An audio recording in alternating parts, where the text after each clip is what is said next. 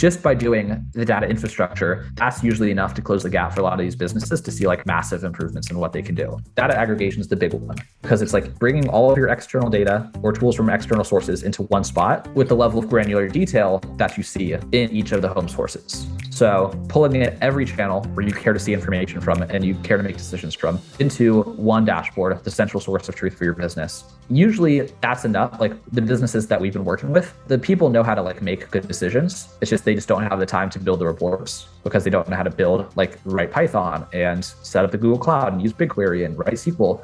Like they don't know how to do that, which is fine. It takes a long time to learn how to do that stuff. It's not easy, but these people know how to like generate the same outcome. If they go into Excel and put the data in Excel and manipulate it, they just don't want to spend 5 hours a week doing that for every different data source. So we've mainly been plugging in on the reporting automation, giving you all of the raw output that you care to see, that you can look in and say, okay, our demographics this week versus like sales broken down by demographic, broken down by product, maybe we should be putting ads here instead of here. So we're just doing everything but connecting that last dot, which is like looking at the data and making recommendations.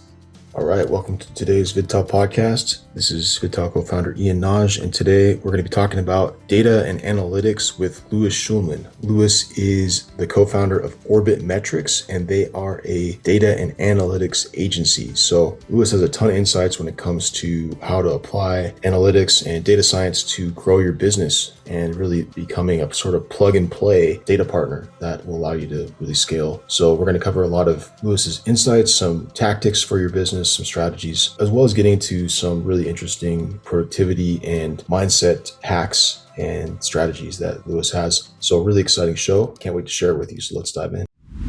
This podcast is brought to you by VidTao.com. VidTao is our free YouTube ad library and spy tool, research tool. It's VidTao.com. At VidTao, we have close to 1 million unlisted YouTube video ads that you can search, find, discover how they're doing on a day-by-day basis. So you can really see what ads your competitors are running, see ads in different markets that you can model to create new winning ads for yourself, and a whole lot more. It's all there inside VidTao.com. Plus, we have a premium edition. So the database is free to access, but then we also have a premium edition where you have full unlimited access to the database. And inside there, we also provide training. So we also run an agency called Inceptly. That's INCEPTLY, Inceptly.com, where we've managed over $150 million on YouTube. It's a video traffic agency, and we've worked with everyone from brands like Descript.com, Huel, to real scrappy direct response, info products, supplements, health, beauty, e-commerce, you name it, we've done it, and love sharing what we've learned. Every week we drop new training in there, everything from YouTube ad media buying to running e-commerce creatives on YouTube to hardcore tracking and attribution tutorials to really level up your data science game for advertising, and everything in between. Right now, as we speak, we're working on a training regarding YouTube Shorts. Hopefully we'll be live by the time you hear this. On and on and on. This is our passion, is video advertising, and we want to share it with you inside of VidTao Premium. And actually right now, for a limited time, you can get access to VidTao Premium for a very special price. So if you go to VidTao.com, sign up for free, check out the database, upgrade to premium for this very special price, you'll get access to all of the database and all the trainings. And also wanted to add that at Inceptly, we do free brainstorm calls with clients like you. So if you ever want to get help or ask questions about your YouTube ads, your video traffic on other platforms, we're available to chat. Just go to inceptly.com/call, CALL, and set up a time to chat. It's free, and we'd love to speak with you. Our team's waiting to speak with you. So without further ado, let's get into the show. You know, when you're a content creator, really doing anything that's just competitive, you can just like look at other people's success. And just like, if I have a friend who has a really popular podcast that's doing really well. So I just like to go, I wonder how his podcast did this week. I go on YouTube and look at his analytics for the week. I'm like, oh, good for him. But also at the same time, like those 3 minutes, I should have just been like in my notebook, writing down the next 10 guests I want to bring on my show, or in my notebook, writing down the next 10 like stop counting other people's money. You know what I mean? Like, well, I don't really care what Ben Levy sold his newsletter for. That doesn't help me with what I need to do next. It's like good for him. And like, it's good. It's motivating to be like, oh, look at him. He like made all this money. I can do that too. But it's like, at a certain point, I've done that enough times. Like I know it's possible. I'm motivated by it. And it's not doing me any favors to continue to count other people's money.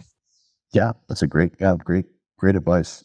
So you're talking about, you're talking about your notebooks. So tell me about that. I mean, you seem like, just look at your bookshelf, look at your organization.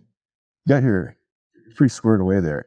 So I'm wondering what kind of, and you're doing a lot of stuff. I mean, we'll get into more of that, but what's your sort of approach on, personal management and productivity, prioritization, all that stuff? Yeah, I don't have the most robust system, or it's robust in terms of I don't lose anything, but I definitely get things done not always as quickly as possible. Like, right, every system has trade-offs. So I don't like drop the ball on things, but I will get behind on the ball on things right now, at least in the current iteration of the system. So I was using Todoist for a very long time as my primary. Like, there's like a lot of very foundational kind of personal development, self-help quotes that are like, your mind is not for having ideas. Your mind is your mind is not for holding ideas. Your mind is for having ideas. And the first time I heard that, I was like, okay, I'm forever integrating that into everything I do. I assume I'm forgetful because I am. And I do not expect myself to remember literally anything other than to check my to-do list. If it is not written down somewhere, it's just not important. So for a long time, I was using Todoist, which worked really, really well. But then I joined my co-founder with the business we're running, and he likes to run everything out of ClickUp. And so then I was running out of two systems. Then I'm like, that's a disaster. So now I'm doing all of my tasks are in ClickUp. So that holds literally everything. And then what I like to do is, but the problem is there, like I'll literally have, if I pull up today, it's probably like 70 tasks, which is more than I'm getting done today. I'll probably get done like 6 things today. So then one of the tasks is to like spend 15 minutes with a timer to reorganize the system because it breaks every 4 days. But as long as it's not really breaking, it's part of the system to fix the system. And so those are kind of the things I've prioritized. You're like not forgetting small things, but that's come at the expense of sometimes taking longer to send a follow-up email than I should. But like at least it's written down. And then I have an iPad, which I kind of use as like a notebook with like a paper and the iPad pencil. And that's where I write down like the next sequence of tasks. So it's like I'm at my computer, I pull up the screen, there's 30 things open. I'm like, what do I do first? And then I'll just like write like a side list, like a side queue that's like, okay, of all the things on my to-do list, these are the 5 things that are most important for today and the order in which I should do them. And then I also I try to time block, but I'm definitely hacking together a lot of different time management systems, not perfectly. Then I kind of default to what is kind of like a second order habit type thing. It's like, what are the systems and habits that like guarantee other systems and habits, right? Because it's kind of difficult to be like, if you set the intention to like, I want to make sure I stay smart this year. That's too vague. Like, what does that mean? So it's like, what's the best habit that like, if I follow that, kind of approximates to a good outcome. So for some people, that's like, I'm going to read 1 book every single week all year, 1 book per week for the year. That's not like the most efficient way to get smart, but it's an easy to follow system that will probably leave you smarter than the absence of a system. So for me, for productivity, I think in terms of like, write down every task somewhere. There's definitely some people who have more of an action bias than I have, which is like, why write down the task? It's going to take like 20 minutes. Just do it right now. And for me, it's like, that doesn't really work well for me. I don't like to stop what I'm doing, interrupt it to take care of something. I'm like, I'll write it down. I won't forget about it. So that's the trade-off I've taken. And then for me, the other big one is this tool called FocusMate, which is like a virtual co-working platform where you schedule like a 50-minute Zoom call effectively with a stranger, where you say like what you're going to work on for this session. And it's committing to stay on task and concentrate for like an hour straight. And for me, it's like, I'm going to do like those sessions today. And so it's, well, depending on the day, right? If I have like 4 sales calls, then maybe I'll just do 2 sessions, but then put on my to-do list to like, so back to the guy, Andy Frisell, we're talking about, he has a system called the power list, which I also don't execute flawlessly, but it's a good approximation. It's like, what are the 5 things that if I get them done today, I can consider the day a win? And I kind of group them in terms of like, so 1 is usually like check all of the fitness boxes. That's not really one task, but that's like one of the five. So it's like eat enough protein, go to the gym. Counts as one thing on the power list. And the second one is like have 3 focus mate sessions, which is like, okay, spend 3 hours in concentrated effort, which is usually approximates like getting enough done to move my different goals forward at a pace that's appropriate. And then the third one would probably be like attend all scheduled appointments on time. So like don't miss any meetings. And then maybe a fourth one is like actually a negative one. It's like, okay, don't check my phone until noon. This is a perfect day. This is not every day. This is an aspirational day. Don't check my phone until noon. Block Twitter for at least 5 hours a day. Like make it like blocked. Like it is impossible to load Twitter on any of my devices, again, using some software. And then maybe the fifth one is like some chore that like just wouldn't get done otherwise, right? Like return this package to Amazon, or schedule to get my car windshield window replaced. Just like a nagging chore that I just never do. So that's like the high level how I get stuff done, but it kind of approximates to like getting enough done over time. It's like if I spend 3 hours in deep concentration, I'm going to get enough done to be happy. Focus mates. Mm-hmm. Nice. Very cool. And then how do you manage your energy? So, I mean, imagine, energy is rising, falling, fluctuating throughout the day. How do you deal with just that variation? Yeah, so I'm very fortunate now that I am like fully self-employed. I work with my business partner. So I'm very flexible in terms of like I stayed up late last night because there's this thread I wanted to write. And I usually try to wake up at 5:45, but I looked at my calendar for today and just really there was no reason I had to be up earlier than 8. So I just slept until 7:30, right? It's just like I could sleep more, so I'm going to because I like mismanaged my time yesterday, but it's okay because I have that flexibility today. I work from home, so don't waste time commuting. I have all of my meals made for me by meal prep service, so don't waste time cooking. And then I also work out on site at my apartment complex, so don't waste any time commuting to the gym either. So I've created a lot of time in my life that whereas like a lot of people, that's legitimately like 45 minutes of driving a day, maybe an hour a day between the gym and work that I just don't do. Maybe 2 hours a day that I just don't do from cooking and cleaning. And then I also get all of my groceries delivered from Instacart, all of them. So it's like, I just don't waste time driving. And that frees up so much time for like, if I need a nap, I take a nap. It's like, if I want to nap on the, like outside, I live in Scottsdale, so I can like nap outside and that's super restorative. I only drink 1 cup of coffee. I'm like, that's, I think for most people, right? You kind of like stack rank and sort like all of the kind of like generic life improvement advice you hear over and over again on podcasts. It's like, start meditating, start journaling, start going to the gym. I think like for someone who has a caffeine habit in terms of energy management, disciplining yourself to 1 strict serving and no more is like potentially top ROI. Like do that before doing anything else, because things that destroy your energy, in my opinion, I'm like kind of working this new theory. So I have 2 theories or two philosophies. One is like all drugs are okay if you only do them once a day. So it's like nicotine. I was off nicotine for a long time, but it does help you focus potentially. And so the problem with nicotine is if you wake up and hit it and then hit it literally every 10 minutes for the entire day, that's when you become like addicted. But if you're like, you know what, on weeknights, I'm trying to start my business, I need to get an extra 2 hours every day, I can smoke a vape or whatever, or have a Zyn weeknights from 6 p.m. to 9 p.m. And I don't hit it outside of that window. That's fine. I don't think you get addicted. I don't think you start craving it all day. It is literally just like that window of the day. Caffeine is fine if you have 1 big serving once and then none for the rest of the day. But when you're having coffee at like 8 a.m. and 12 p.m., then some pre-workout at 2 p.m., and then like a cup of coffee, then it's like, I can't focus without coffee. Coffee doesn't even work and you feel terrible. So that's like the one theory is like these stimulants are okay like once a day. But it's when you do overdo it in terms of dosaging throughout the day that becomes problematic, in my opinion. And then the other is building like an arsenal of state change, of like ways to change state. So it's like, I don't want to work, but I need to work. What are like my tools, my toolkit? So it's like, for me, it's like, okay, so if I can get a little bit of work done, maybe 90 minutes before I have any coffee done. So one's just like, I'm fresh, I take a shower, right? That's like one. And then if I need another recharge, I can do a cold shower. I can take a walk. I can go to the sauna for 10 to 20 minutes. I can take a 10-minute power nap. I can have a big glass of fruit juice, so sugar. That's my once a day serving of sugar as a motivator. Sweating, right? Sweat once a day, because if you sweat more than once a day, I think the second time you actually get tired, but the first time is energizing. So the second, you can use every stimulus once per day. I've been sitting a lot today, so now I'm going to stand for the next work chunk. I was working without music for the next, now I'm going to add music.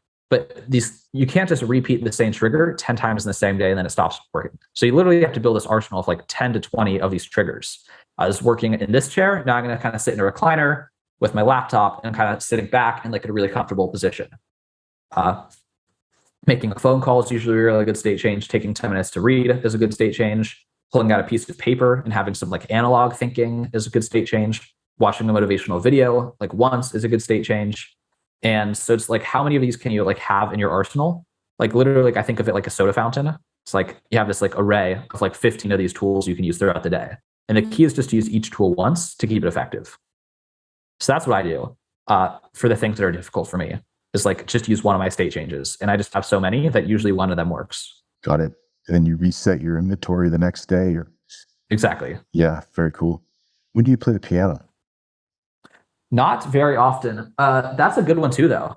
That's a great state change. Is like, I'm going to take 20 minutes to play the piano because it still like gets you in like a concentrated flow state of mind. And it's like learning, and it's not like the distraction of social media and notifications. Well, another state change is just like putting your phone in airplane mode. That's a good one too. That's like a big trigger for like, okay, now we're concentrating, or turning it off or putting it in another room. But I play the piano when I feel like it, I'd say, is the answer. My subscription to the app I've been using to learn has expired, and I've been like waiting for, like, I can afford to buy it against like $150, but I've just been spending money left, right, and center on like random stuff, and like, or like spending money, investing money. I got to be careful with my words here. You got to be very intentional with your words. I've become like maniacal about that. I've been investing money in a lot of stuff lately. It's like I'm buying, I just bought Hype Fury so I can get more tweets out with less effort. And then I just bought, I'm spending a lot of money on my podcast editor so I can get my show produced every week without it taking as much time. I'm spending a lot of money on the cooking. Like, I was just saying a second ago so confidently, like, oh, I don't cook, I don't clean, I don't do these other things. But it's like, I'm still spending a lot of money on those things because I believe in myself that my time will become worth more than enough very soon. It's kind of like in that sweet spot right now where it's like, I can afford it, but not comfortably. But like, I believe that like getting sick, that if that accelerates my progress by 2 to 3 weeks by the accumulated time saving, then will have been worth it in hindsight. It doesn't have to be like this even distribution of outcomes. It's like I can take 1 step backwards or 2 steps backwards or 3 steps backwards if I financially, if I think it's going to position me to go 5 steps forward 7-8 weeks from now. So the point is, I'm just like tripping over $150 to resubscribe to the year for the piano app because I just want another win that makes it feel like I've earned it. Nice. I love how deliberate and disciplined you are with how you think about these things. It's really cool. Yeah, appreciate it. It's inspiring. And clearly you're making stuff happen. I mean, so just walk me through the last, say, like 3 years. How'd you get into what you're doing? Because you got a lot going on right now, and you're doing a lot of really interesting projects. But how did you what's the sort of Cliff Notes version of how you got here, or not Cliff Notes version, unabridged if you feel like it? Yeah, unabridged. So January 6th, I'm glad you asked me the 3-year story versus the 1-year story. Because if I had to start my story at January 6th, 2021, I'd piss a lot of people off on either side of the fence, because that was a big date for some people, but good or bad, depending on your perspective. But 3 years ago was Jan 6, 2020.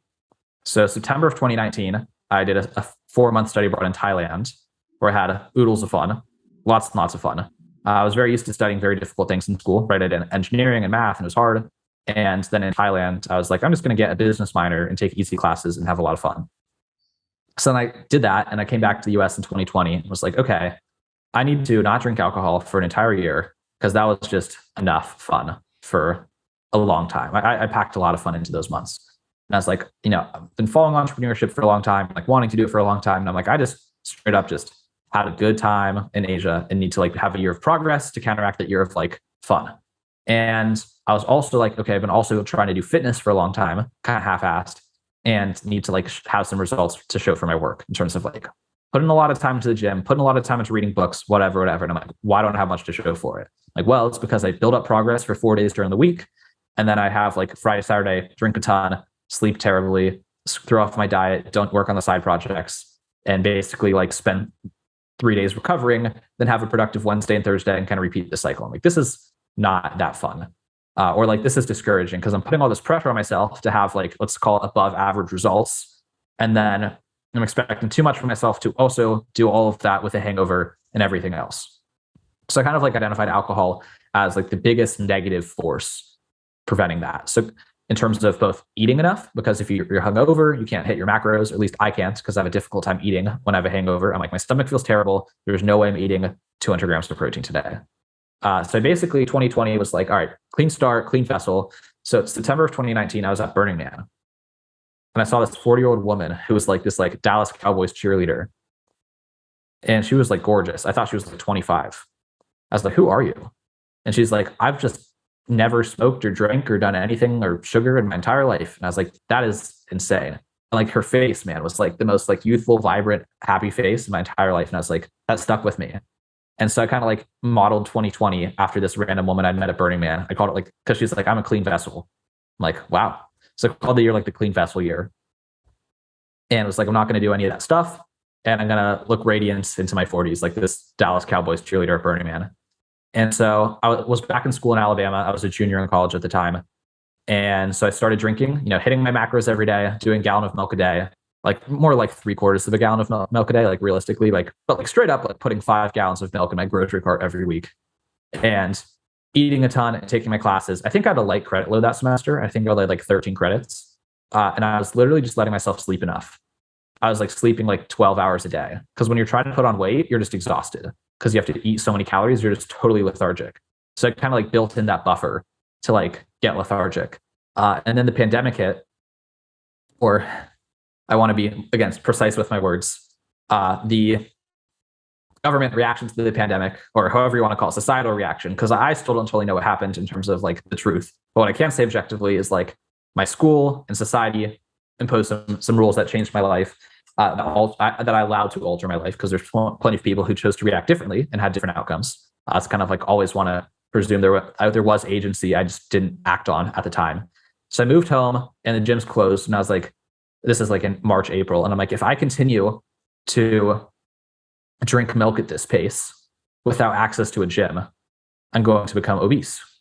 So I kind of had to refactor my entire workout plan and everything. And then also all my classes became substantially easier because I could do them at home, right? Where I had like the internet and all these other things that make life easier. And also just the professors just laxed expectations like dramatically, because they're like, I don't know what's going on. Is the world ending? I don't know. So like, just put in effort and we'll pass you. And so that's when I started my podcast. I guess some additional context was I had at the beginning of that semester, a close friend, we'd started a dinner group where we were like 6 of us that were kind of, you could call us like precocious or whatever. I don't know. Like we were ambitious and in college, and we're like kind of liked having intelligent conversation. And so we had our own dinner group where we'd like meet up once a week and like talk about whatever, like books or Nassim Taleb, like whatever people like to talk about. And after like 2 weeks, we got bored of each other. So we started bringing in guest speakers that were like I brought in a rabbi, and someone brought in like his 30-year-old millionaire real estate mentor. And we're like, this is so cool. And then like after 2 of those was like when the pandemic started, or the reaction to the pandemic started, whatever. But we had started, so basically myself and the ringleader, like the organizer for that group, were like, we want to keep doing this, but we don't want to corral 7 people's schedules over Zoom from 7 different places. Let's just record these conversations and do it the 2 of us. And we've been wanting to do a podcast for a long time. So because as well, we tried a bunch of business ideas before, kind of like I was saying, like I've been trying to do entrepreneurship for a long time, just without much to show for it. And we're like, well, we clearly don't know what we're doing and we don't have a good business idea. So let's just like do this podcast thing we've been wanting to do for a long time and make a lot of connections and learn from a lot of people. And if the podcast becomes its own viable revenue stream, cool. And if not, like at least we've learned a lot from talking to people. And so more or less since then, we've been doing that once a week for about 3 years, or at least publishing 1 interview per week. Last year in 2022, we published 30 episodes, which is not 1 a week, but it's still pretty good. And we're at like 130. Like we could still hit 150 by March of this year if we really just step it up a little bit to hit like 150 on the 3-year mark. So kind of compressing a few other things that have happened in the past 3-year timeline. So I've been doing that once a week for 3 years, just kind of whatever I'm most interested in at the time related to the business and entrepreneurship and self-improvement and investing, interviewing a fascinating person in that orbit of topics. and learning from them. And that's been truly incredible. And I learned so much every single time. It's awesome. And then through that, I graduated college in May of 2021 with a computer science degree, and kind of came home and was like, okay, I'm going to have some fun again, because I was sober for a full year. And I turned 21 in Las Vegas while being totally sober, because I'm from there. And I was like, I'm going to live in Las Vegas as a 22-year-old and have a nice summer and try to figure out what business to start.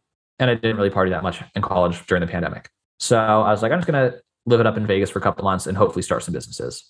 And then after like 3 months of that, I was like, wow, I really don't like partying that much, and I don't have much of a business to show for.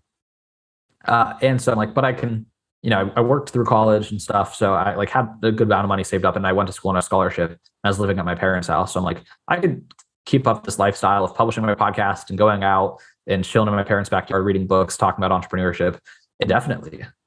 Like I could, right? So it's not that expensive. I spend like $300 a month. Like I could literally do this forever. And it's like, I don't want to end up at 30 and be like, I just hung out in my parents' backyard for 8 years and read books. So I was like, I need to start burning up my savings so that I'm motivated to like actually do something and like have some urgency. And so a friend had called me and was like, hey, I'm going to drop out of college and work for Bitcoin Magazine. Do you want to come be my roommate in Nashville? I was like, how about that? Sure. So I just like said sure, and like drove there like a few weeks later from Vegas and ended up being roommates with him. I didn't have a job yet. And I was like, now I'm spending $1,600 a month just on rent. This is not something I can do forever. I actually have to bring in money to sustain this lifestyle. And so then a couple of weeks later, I was working at Bitcoin Magazine because I'd interviewed the CEO on my podcast earlier in the year. And I went to the conference and made a lot of connections, and kind of just crashed a company party. And the CEO was like, why do I know you? And why are you at my company party? And I was like, I'm here because I'm this guy's roommate now. And he's like, do you have a job? And I'm like, I don't. And he's like, do you want one? I'm like, maybe. And then I ended up working out that they had a position that I was kind of a good fit for. So I did that for several months. And then I ended up getting an offer to work for another crypto team, working with Anthony Pompliano's growth team for his crypto jobs, Pomp's Crypto course, which Pomp's Crypto Academy, the crypto training program, and worked there from January of 2022 until about August, when I had left to start what I'm now doing, which is the data and analytics consulting firm, helping businesses kind of outsource their business intelligence departments so they can do really advanced data work without having to buy or pay for, right, the payroll of a full-time software engineer or data engineer. And that's what I'm doing now. And so I've been working in sales / fulfillment, right, co-founder role. I'm doing everything with my other co-founder who's doing the other half of everything. And I've been doing that since August of 2022. And then all the while, right, continuing to use the podcast as a mechanism to learn about whatever problem or area of curiosity lies in front of me. So when I started this business or joined the business, it's like, okay, there's no sales experience on that 3-year story I just gave you. And now I have to learn sales. So I started interviewing a lot of sales experts. And I started interviewing people who own data companies and a lot of people who own agencies, kind of adjacent businesses. And so I've kind of been using that to learn and progress. So that's like the abridged version. I don't know. Cool. I don't know if that was abridged or not, but I certainly left some things out. No, that's awesome. Actually, I'm really curious. So it's so neat how your stint at Bitcoin Magazine really started from that serendipity of having talked to the CEO on your podcast. And it sounds like, this is really what's driving a lot of your growth and exploration in all these different directions. So I'm curious how you actually go about getting these folks on your podcast. Like how are you? Yeah, I mean, you mentioned earlier on in our talk too, how, instead of looking at someone's numbers on their podcasts, you would be focusing on writing down your next 10 guests. I'm curious how you come up with who you want to have on your podcast, and also how you go about actually getting them on. Yeah, I mean, I'm a very voracious consumer. I think that's pretty common for my generation. I hate speaking broadly about like generations, because I'm like speaking on behalf of a billion people I've never met before. I can say that we all have this in common, right? It's like, no, I don't have the hubris to think that. But point is, a lot of young people have grown up inundated with information and can just consume all the time without much issue. And that's kind of me, right? I'm a very curious person. I like learning about a lot of things. I'm subscribed to like 50 newsletters about different topics. And so all of these interesting ideas come to me every week, right? I buy a book on Amazon that's interesting to me or recommended by a friend. And what happens when I finish it? Amazon's like, you might also like these 4 similar books, right? Or the author recommends in his book, I was inspired by these other books. So it's like you kind of just take interest in one thing or one topic. And then just from there, it's like you follow one person on Twitter, but that person follows 100 people, and all of those people are interesting and they retweet their stuff. So I'm kind of just constantly interesting things, or at least things, right? Thousands of things are brought to my attention every single day automatically. And for whatever reason, some of them resonate and are interesting to me. And if they're interesting enough, I'm like, let me talk to the person behind whatever this interesting thing is. So when I first started the podcast, a lot of it was like, I really like a lot of these productivity software, super into productivity. So it's like, I want to talk to the guy who made Readwise, like the app that surfaces your highlights from books, or like everyone knows it on Twitter. It's like at Readwise SafeThread. Still haven't gotten them on the podcast, but it's in the works. But 3 years, I've been working that account for 3 years in terms of like, because they've been building something in beta for a long time. But I'm like, I read all these books and the books are really cool and the authors are probably really smart. I want to talk to all these authors of the books that I think are really interesting, right? Like Eric Jorgensen wrote a book about Naval, and Naval's super interesting. So I want to talk to Eric about his book about Naval. And then, I could give an entire podcast in terms of like strategy for outreach, because there's like a ton of tactics. It comes back to like, it's like stacking. And if like everyone right now, Alex Hormozy is really, really in the vogue in terms of like what he teaches people. And it's like, he teaches people about how to make good offers. And it's like, these are all components of a good offer. And the more you can stack, the more likely you are to get a yes. Right? So it's like, what's the return on, what's the ROI? What's the return on investment? Is there a guarantee? Do you have social proof? Do you get their attention? Is it like specific, like is there an urgent need, right? Or like, is it timely? So there's kind of that same thing for making a compelling podcast pitch, right? It's like, is there a return on investment in terms of one, like, are they going to reproduce this asset to make themselves look good? Maybe like someone's less famous, but I've had other famous people on the podcast. And so, like now I get to share the digital stage with all these other really cool people, because someone else is going to look through the podcast feed and see their name in the list of like the company of all these really cool people. And so that makes them feel really cool. And then there's a social proof, which is like kind of the same thing, right? Which is like, hey, I came across your blog post about X, Y, and Z. I host a podcast about this niche. I've interviewed these 3 really prominent people in the niche already. Would you want to come on the show? So social proof. And then there's like, more building my own credibility, which is like, I've been doing this podcast for 50 episodes, which tells them I know what I'm doing. This project's not going away, and I'm not going to waste your time, and I'm going to be organized. And then it's also like a personalized first line in the email, right? It's like, hey, not just like some dude who doesn't know who you are. It's like, I've been reading your book for years, and like, but something really specific that proves it, right? Like, I bought this gift for my friend from your store 2 years ago, and he still uses it every day, which is like true when it is true, of course. Or it's like Tiago Forte, if you've heard of him, like building a second brain, right? It's like, I've been using your Para system literally since 2017. Or like your article on the hierarchy of digital note taking has been like my philosophy literally since I first read it. I've shared it with 25 people. And it's like a personalized. So it's just combining, right? Like all of these different pieces that comprise a good offer. And then these people are going to say yes. And then the other thing too is just understanding like the inherent psychology of a podcast invitation, which is like, would you like to talk about yourself for an hour to someone who's going to be attentive? And not only that, but they're also going to do research to like make this like a great conversation. And then when I'm young, right, and I'm still young, but when I was even younger, it's like the college student angle, right? I'm still in college, blah, blah, blah. People like to say yes and help college students. So it's like, I'm a young person with ambition. Do you care to help me reach my goals? And also you'll have this asset.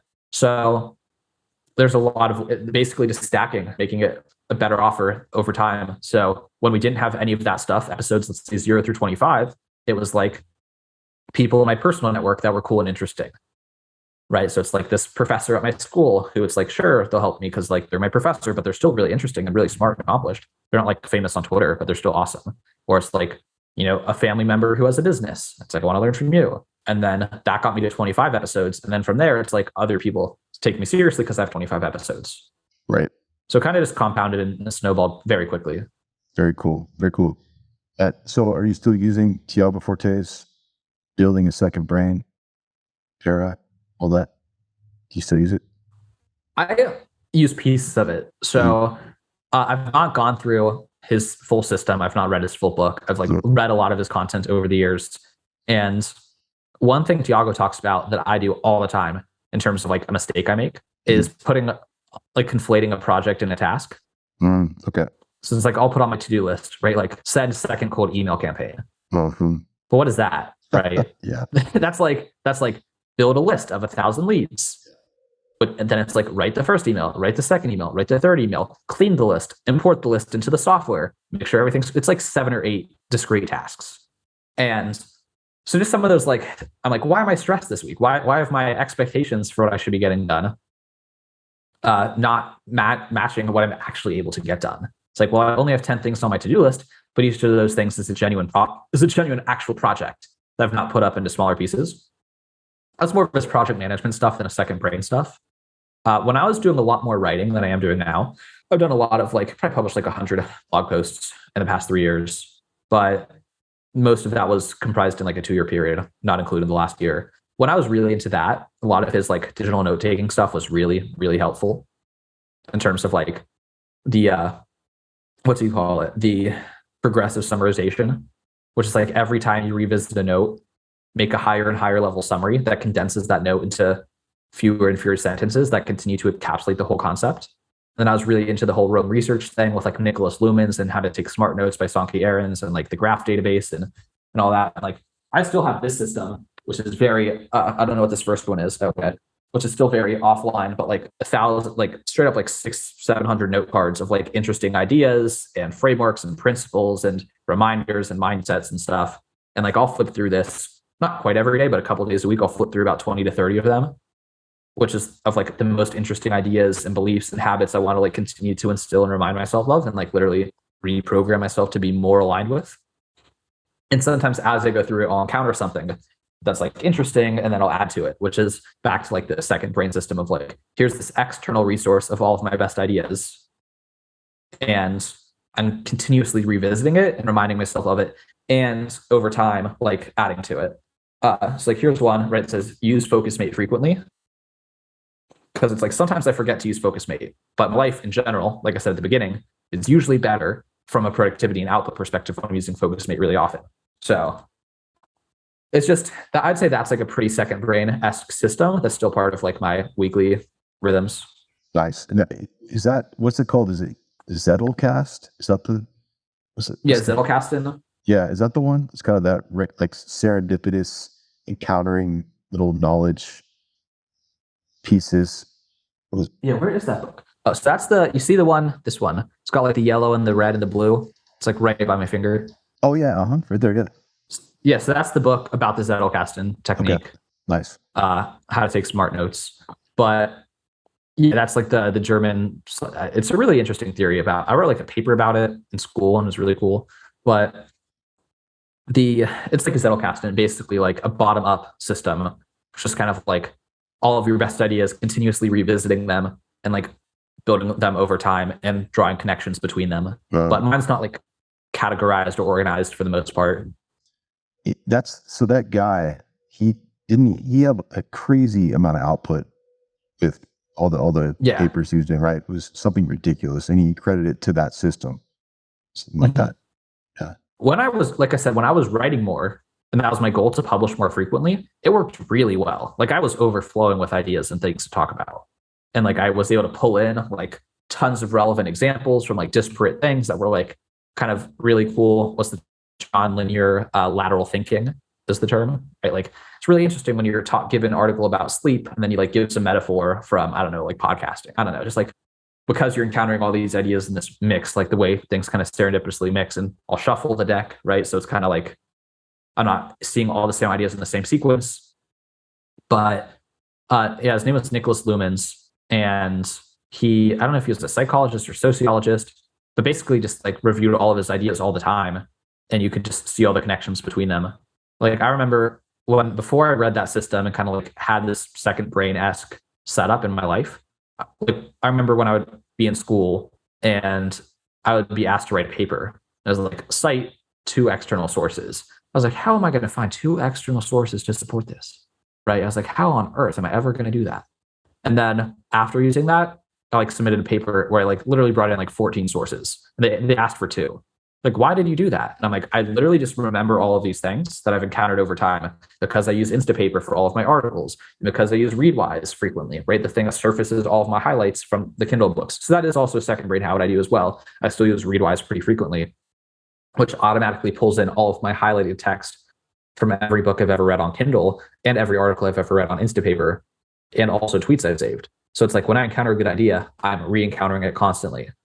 So like all of these things from the, it's like I said before we started recording, I've read like maybe 40% of those books. That's at least like 20. And I've read since, and this is not like, this is the worst kind of like Twitter flexing people do. And like, it's really cringe when people do this. It's like, I've read this many books since this date. But it's like, I have read since 2017, 2018, more than 200 books, like cover to cover. And because all of them are in Readwise for the most part, I like re-encounter the ideas frequently.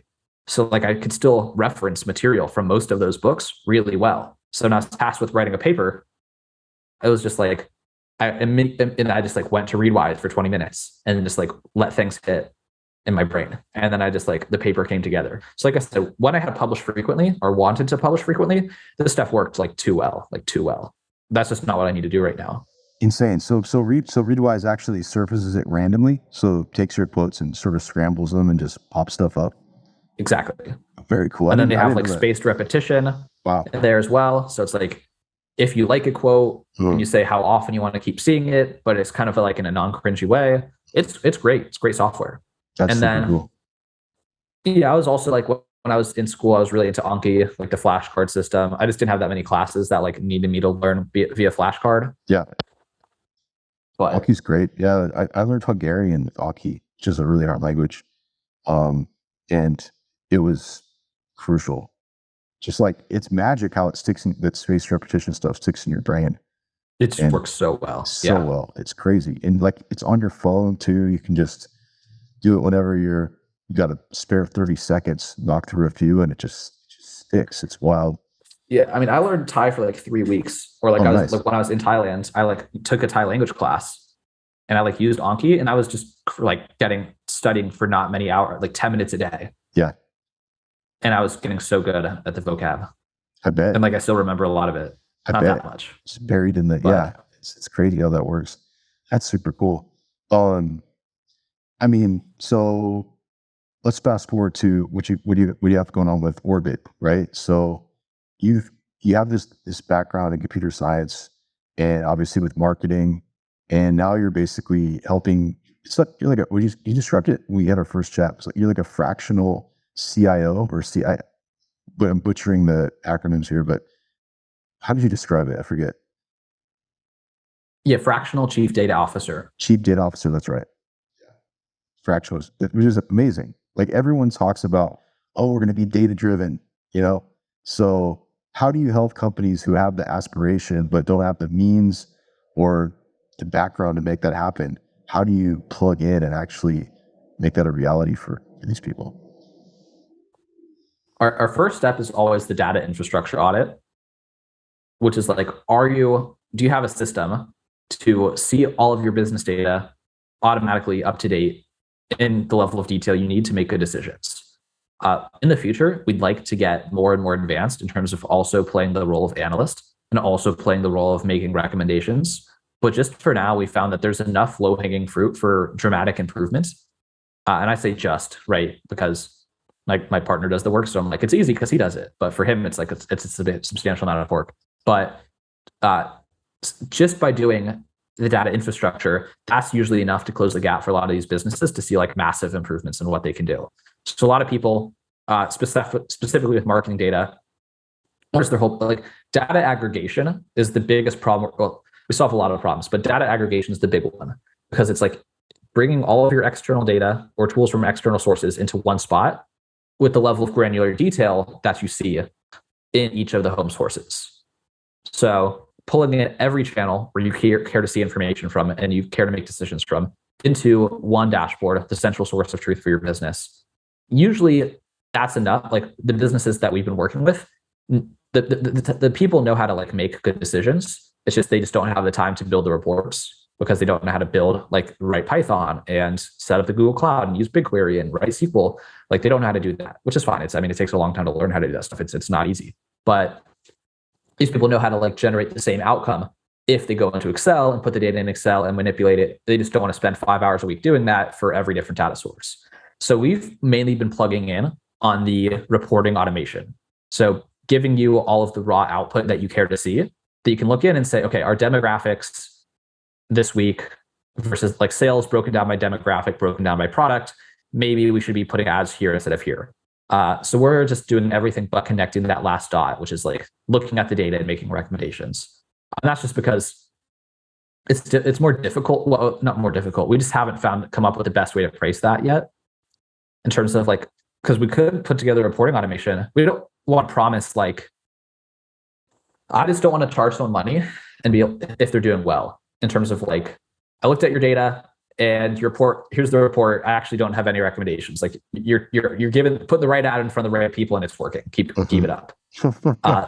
Versus like it's exactly. I'm like, what? They're like, I didn't need to give you whatever. I don't need to pay you every month to tell me I'm doing everything right. Versus like, we built you the system such that whoever from your team wants to conduct this report doesn't have to spend 10 hours building this report or 20 hours building this report.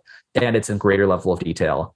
And it's in a data warehouse. So we can start setting up really advanced queries and we can start setting up predictive modeling. And we've built you the groundwork to like take those next steps to becoming more than a data-driven company, but like an advanced data-driven company. So we've really been interjecting at the architecture part.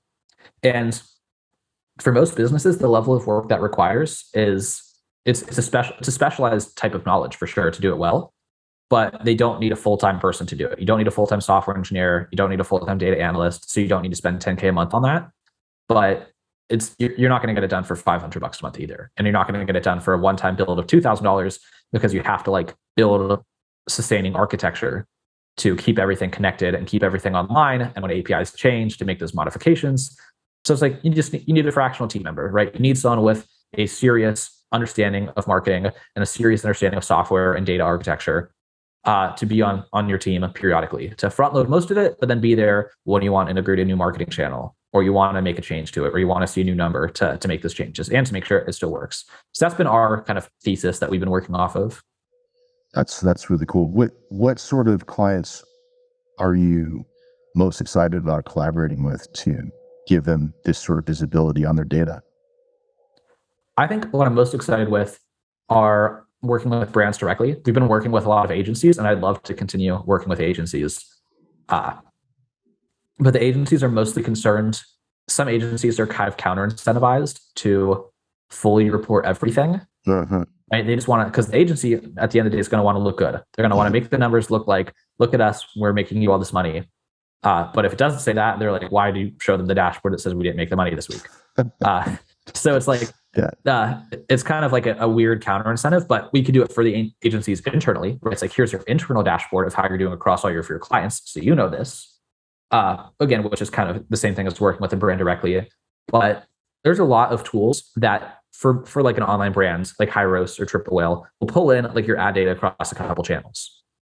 But that's going to be a separate dashboard from your financial data. And if you're also doing warehousing, like you're also doing, not warehousing, but wholesaling. You're also wholesaling your product, and you're also in retail locations, and you're also drop shipping your product, and you're also doing SMS marketing, and you're also doing email marketing that doesn't integrate into there. That's what excites me is like, no, like straight up, like everything you care to look at, everything is going to be in this one spot.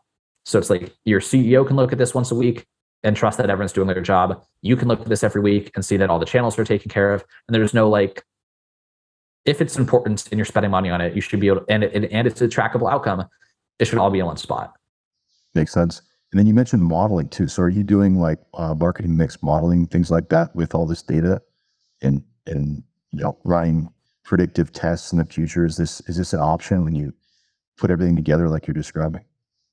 Yeah, predictive analytics is on the roadmap for this year.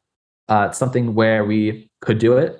We just haven't, like, we have plenty of clients who are like interested in it. We just haven't necessarily made the push to start either, because transparently, we're still like early enough in the process where we want to do a couple more wins at our core offer before we keep adding complexity.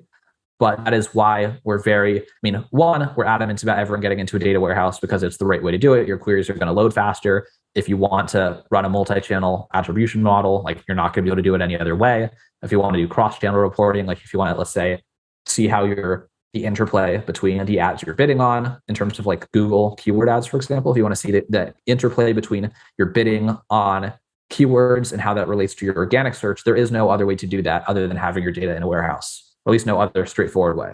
So it's just like anything you want to do that's advanced. But the other reason we're really adamant everyone's in a data warehouse is so that in the future, when you want to start getting into predictive analytics, whether that's with us or someone else, like the data, back to like the key thing, right? The data infrastructure is in place for you to literally just set that up. Like it is, the data is formatted in such a way that you just need to run the analysis. And it's more complicated than that, right? You have to fine tune the analysis and find the model that makes sense given the context in which you're operating and like the nuance of your business. That like, but the point is, you don't have to take that step of like, and now we have to build a data work. Like that's already taken care of. We've built the groundwork to go from A to B. Yeah, that's super interesting. It's just, I mean, especially interesting given that there's so many forces at work to really remove our capability to do things like cookie-based tracking and all these things. So like owning your data is so crucial. And that's awesome that you're helping people, empowering them with this architecture. That's awesome. So where can people get it? I mean, you're doing a lot of stuff. You're all over Twitter. You get your newsletter. You got your podcast. You got all these projects. You're doing these sort of microservice launches, which are really cool, I think. Yeah, talk about that if you could. I know we're a lot up on time here, but yeah, you could just describe some of the sort of self-serve microservices that you also have that I think are really interesting. Yeah, that's kind of on the roadmap as well for like medium to longer term ambitions. But my background's right, being a programmer and a software engineer, and I'm in this business doing most of the sales and marketing. So I'm kind of continuously encountering, and my background also is like a data analyst, and doing all this stuff that I'm like, why does this tool not give me this output? Like it should totally tell me.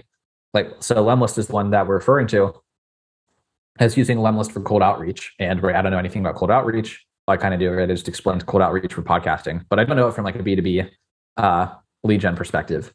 And so it's like, well, I want to know which job title, because I'm kind of just guessing, right? I'm like, well, it's probably the CEO of the brand is who should care to who I should be reaching out to, but maybe I should be reaching out to the director of e-commerce, but maybe I should be reaching out to the director of marketing, or maybe I should be reaching out if they have a business intelligence person. And same thing with a marketing agency, right? Am I having the best results with agencies with 10 employees, or as an agency with 50 employees, or an agency with 100 employees? And like, I don't know. Like, I just don't know. I have to like test that assumption. But the Lemlist dashboard, as far as analytics, and Lemlist is just a tool that helps you send a high quantity of cold outreach to different people. But all it tells you is like how many people opened your email and like which email they were. So it's like, if I dump all of this again into a data warehouse, if I export all of my raw Lemlist data into an external data warehouse, I can see my open rates broken down by job title, broken down by industry, broken down by descriptions in the bio. So like if an agency, for example, describes themselves as a boutique agency, does that have a higher reply rate than someone who's more like an enterprise agency? And I was like, I'm not going to sit here and send thousands of emails without like learning from every campaign. And so I built that tool that was like, when I say data warehouse, right? A data warehouse doesn't have to be BigQuery. A data warehouse is just like an interactive database. And basically having raw access to the database instead of being limited by what Lemlist gives me on the front end. So I dumped everything from Lemlist into Airtable, because Airtable is just really easy to slice and dice, and started building all of those dashboards. And I did that right by writing a custom connector where I export my data from Lemlist every day via API, upload it via Airtable, reconcile the duplicates, make sure everything's kind of matched up in terms of the columns. And I was like, that's actually pretty cool. So I showed that to a couple people and they're like, bro, what? And so I just spun that up as like a little mini product where it's like, if you're using Lemlist and you want advanced analytics on your product, here's this tool. And so the broader messaging is like, or the broader thesis is, in the course of the work that we're doing for ourselves and for our clients, we're building a lot of neat stuff, and other people will probably also want to use it. And so kind of like trying to acknowledge that what we've done is pretty cool and like share it. Because at any point that could be the thing that like makes us not care about continuing to get service-based revenue and becomes like automated fulfillment revenue. But kind of back to the point of like what we do in terms of data aggregation for businesses, the value of what we do is that it's difficult to connect to every data source, but at once. That's why you need like a white glove service consultant to do that for you. But as we're continuing to spin up these custom connectors that we build, like no one else had this. There's no way to like get all of your stuff from Lemlist into Airtable, to my knowledge at least. Like I had to do it myself with the API. But now that connector exists and other people might want it, so now I can spin that off as its own micro utility. And I'm going to continue to do that. So like I just built one for constant contact. So if anyone's listening and wants to have all their constant contact data in Airtable, I built it. I can change my API key for your API key and we can have it up and running tomorrow. But that's like, I haven't spun out the front end and like made that an offer yet. But it's like pretty cool. And there's a lot of people out there who probably need it. I'm just literally limited by how much time I have in the day. But, you know, when I'm builtwith.com, which is like how you can see what technologies a particular website uses. And I ran a report of websites that use constant contact. Because right, they'll have like their subscribe opt-in form will be constant contact. Their tracking will be constant contact. So there's like a trail on the website.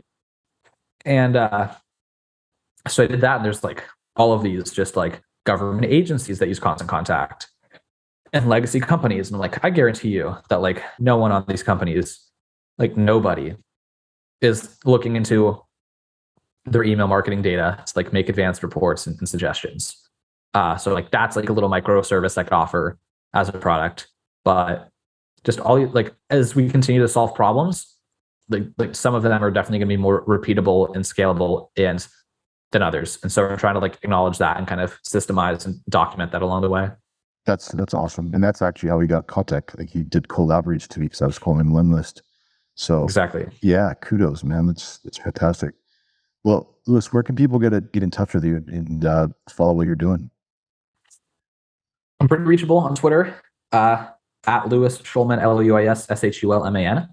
And I'm still responding to my DMs, not every day, but usually within a week. Nice. And you can also email me. It's pretty easy to find my email, or send me a message on LinkedIn as well.